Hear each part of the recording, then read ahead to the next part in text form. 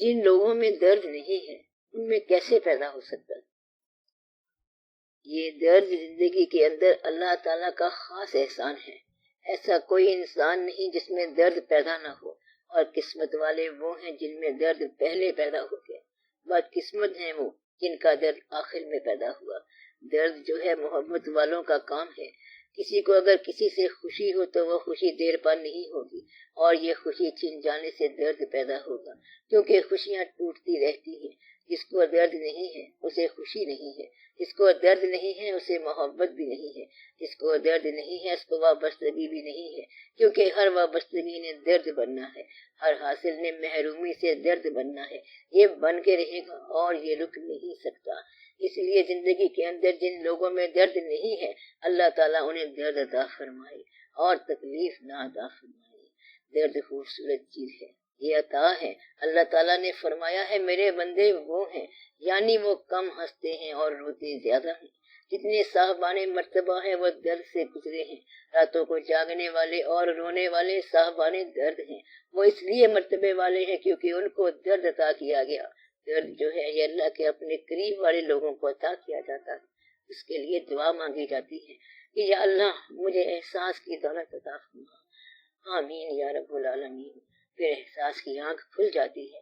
اس کا طریقہ یہ ہے کہ اپنے ہاتھ سے کسی پالے ہوئے جانور کا خون بہاتے رہنا چاہیے، صدقہ کرتے رہنا چاہیے۔ اپنے ہاتھ سے اکٹھی کی ہوئی دولت آپ کے گھر میں بیکار پڑی ہے، اب ناجائز دولت کو جائز طریقے ہی سے تقسیم کرنا شروع کر دو تو درد ملے گا۔ پھر آپ کے اندر ایک احساس پیدا ہو جائے گا، کسی کو اپنے آپ پر فوقیت دینا شروع کر دو، بھائی کو اس کا حصہ دینا شروع کر دو، اپنا بھی دینا شروع کر دو، تو احساس پیدا ہو جائے گا اور درد کی دولت سے آشنائی شروع ہو جائے گی۔ تو آپ سب کچھ چھوڑ دیں لیکن درد کو نہ چھوڑیں۔ دنیا کے اندر تو لوگ خدا کو حق نہیں دیتے، ہمدردی نہیں رکھتے، پھر درد کیسے پیدا ہوگا؟ اگر کوئی صاحب گلا ہو اور وہ گانا شروع کر دے تو سب لوگ خوشگوار ہو جاتے ہیں، سب پہ اثر اور تاثیر ہوتی ہے۔ اگر کوئی فنکار کسی فن کا مظاہرہ کرے تو اثر شروع ہو جاتا ہے۔ اگر ایک درد روکے بیان ہو جائے تو سب کے اندر تاثیر شروع ہو جاتی ہے۔ اب یہ جو آپ کا گلہ ہے کہ ہمارے ہاں درد نہیں ہے، اس کا طریقہ یہ ہے کہ آپ دنیا کو بے درد دیکھنا چھوڑ دیں، لوگوں کو ان کے حال پر چھوڑ دیں۔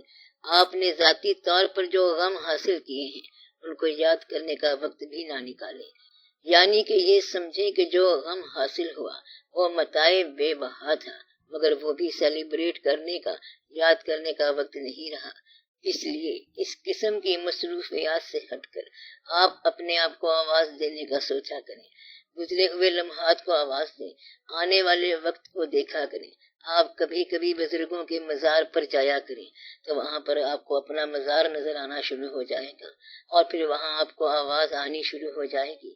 پھر وہ مقام آئے گا کہ یہ سانس بھی آہستہ کے نازک ہے بہت کام۔ تو ایسے مزاروں پر جانا چاہیے جہاں جا کر پتہ چل جائے کہ زندگی دراصل کیا ہے۔ درد جو ہے وہ درد بانٹنے والوں کے پاس ملتا ہے، درد جو ہے وہ دنیا کی محبت سے نجات میں ملتا ہے، درد بیماری میں ملتا ہے۔ یہ ساری احساسات کی کہانیاں ہیں۔ جس شخص کو اولاد سے محبت ہو وہ درد سے بچ نہیں سکتا۔ خاص طور پر خواتین کے اندر دیکھو کہ بیٹی ہے، بچی ہے اور گھر میں پل رہی ہے، سمجھو کہ ایک درد چل رہا ہے۔ بڑے ہوتے ہی درد کی اور کہانی شروع ہو جائے گی۔ یہ پورے کا پورا درد گھر ہے۔ یہ زندگی جو ہے بابل کا گھر ہے، کیونکہ جانا کہیں اور ہے، وہ دنیا اور ہے۔ وہاں جانا ہوگا بھیس بدل کے، جہاں ہم کب تک کے لیے آئے ہیں اور کب تک رہیں گے، یہ سوچ کر درد ہونا چاہیے۔ دعا کریں کہ آپ پر زندگی کی حقیقت آشکار ہو جائے۔ زندگی درد سے بھری ہوئی ہے، دعا کرو کہ خود بخود اس سے محبت شروع ہو جائے۔ مثلاً ایک چیز ہے شیشے کا گلاس، اگر اس سے محبت ہو جائے تو آج یا کل سے ٹوٹنا ہے۔ تو اس طرح درد پلتے ہیں اور یہ ساری درد کی کہانیاں ہیں۔ یہ جتنی خوبصورت چیزیں ہیں یہ ساری درد کی کہانیاں ہیں، مگر آپ اس سے وابستہ نہیں ہوتے، بلکہ آپ اپنے آپ سے وابستہ ہیں اور اپنے آپ کو حصار میں رکھا ہوا ہے۔ اگر آپ کسی سے محبت کریں تو درد مل جائے گا، اولاد سے محبت کریں تو درد مل جائے گا، اولاد کو تھوڑی سی تکلیف ہو جائے تو درد مل جاتا ہے، کسی دوست سے، کسی آنے والے سے محبت کریں تو درد مل جاتا ہے، جانے والا درد دے جاتا ہے۔ لہذا آپ کسی کی یاد سے محبت کریں اور کسی کا فکر پیدا کریں۔ آپ کچھ تو کریں، پیسے گن کر سونے والا کبھی درد نہیں پا سکتا، یہ فیصلہ ہے۔ ایک نہ مانے بانیاں پیسے گن گن سوئے، ایک نہ مانے بانیاں پیسے گن گن سوئے، اس کے لیے درد نہیں ہے، اور باقی کائنات کے ہر ذی شعور کے لیے درد ہے۔ مال متاع جمع کرنے والے پر اللہ تعالیٰ کی سختی ہے، اس کو اللہ تعالیٰ نے مال متاع میں گرفتار کر دیا ہے کہ اب پیسے گنتے جاؤ، دوسروں کے پیسے گنتے جاؤ، پھر چھوڑ کر چلے جاؤ گے اور پھر آنے والے اس پیسے کو 1 منٹ میں ختم کر دیں گے۔ پیسہ تو خرچ کرنے کے لیے ہے کیونکہ پھر چلے جانا ہے۔ اس پیسے کی محبت درد پیدا نہیں کرتی، باقی ہر محبت آپ میں درد پیدا کرتی ہے۔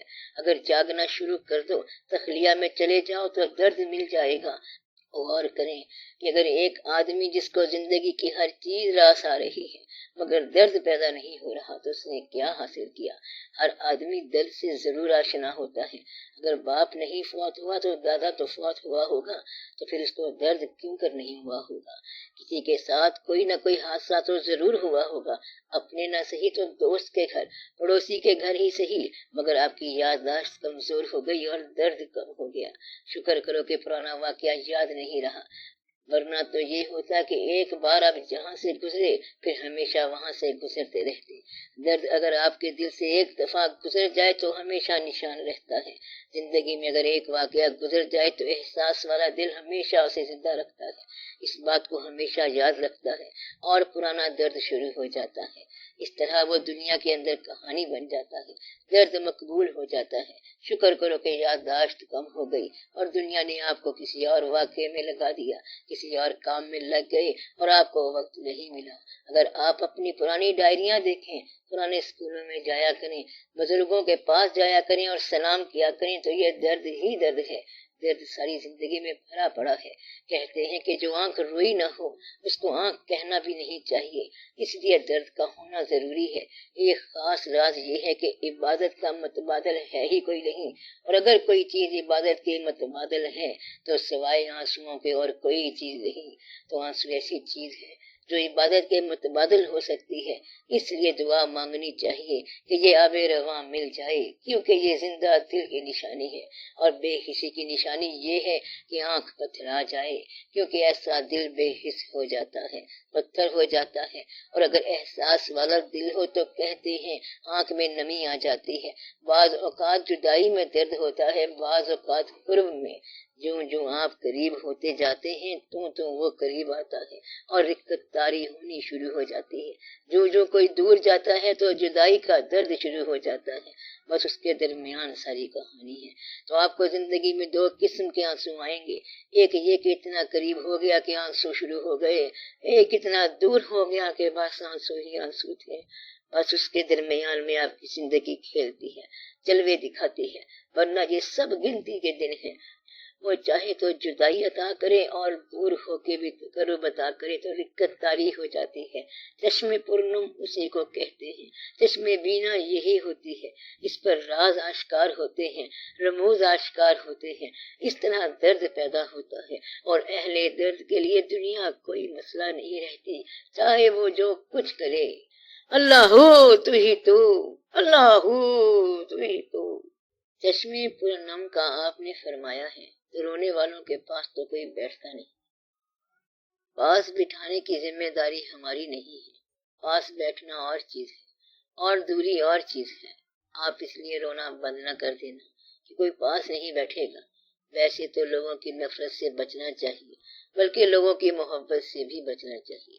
آپ جس رونے کی بات کر رہی ہیں، رونے والا وہ واقعہ زندگی میں ایک ہی دفعہ ہونا کافی ہے۔ اگر مشاہدہ کھل جائے اور کسی کو اپنا عمل بوجھ نظر آنے لگے تو اسی وقت درد بن جاتا ہے۔ پھر انسان کہتا ہے کہ یا الہی ہم کس کام کے لیے آئے اور یہ کیا کر رہے ہیں؟ آؤ غور سے اپنا حاصل کردہ سامان دیکھیں تو کہیں گے کہ سارا کباڑ خانہ ہی اکٹھا کرتے رہے ہیں، اور کس طرح اکٹھا کیا ہے۔ آم رونے میں اور چشمے پورنم میں بڑا فرق